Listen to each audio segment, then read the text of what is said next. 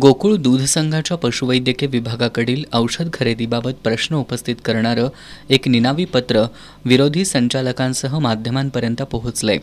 या पत्रासंदर्भात गोकुळचे कार्यकारी संचालक योगेश गोडबोले यांनी प्रसिद्धी पत्रकाद्वारे खुलासा केलाय। गोकुळ दूध संघ पशुसंवर्धन विभागामार्फत दूध उत्पादकांना त्यांच्याकडील जनावरांसाठी औषधं, लसीकरण, जंत निर्मूलन, कृत्रिम रेतन, वांझ शिबिरं, गोचिड निर्मूलन, वासरू संगोपन, अनुदान अशा सुविधा देतं। गोकुळ संघाकडून जनावरांवरील उपचारांसाठी उत्पादकांना सवलतीच्या दरात औषधं दिली जातात। त्या औषधाची खरेदी NDDBच्या पद्धतीनुसार करण्यात येते। या औषध खरेदीसाठी पशुवैद्यकीय अधिकारी यांची कमिटी स्थापन करण्यात आली असून या औषध खरेदीसाठी वर्तमानपत्रामध्ये टेंडर प्रसिद्ध करून औषध निर्मिती कंपन्या आणि त्यांच्या वितरकांकडून होलसेल दर आणि त्यावर संघाला मिळणारा डिस्काउंट या पद्धतीनं दरपत्रकं घेतली जातात।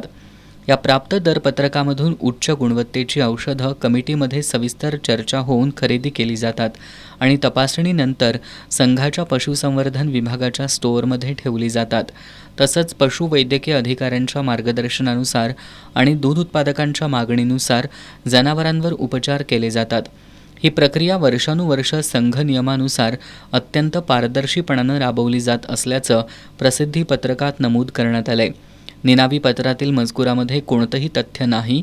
हे पत्र खोडसाळपणे व्यक्तिगत द्वेषातून आणि गोकुळ दूध संघाची बदनामी करण्याच्या हेतूनं पाठवण्यात आल्याचा खुलासा कार्यकारी संचालक योगेश गोडबोले यांनी केलाय।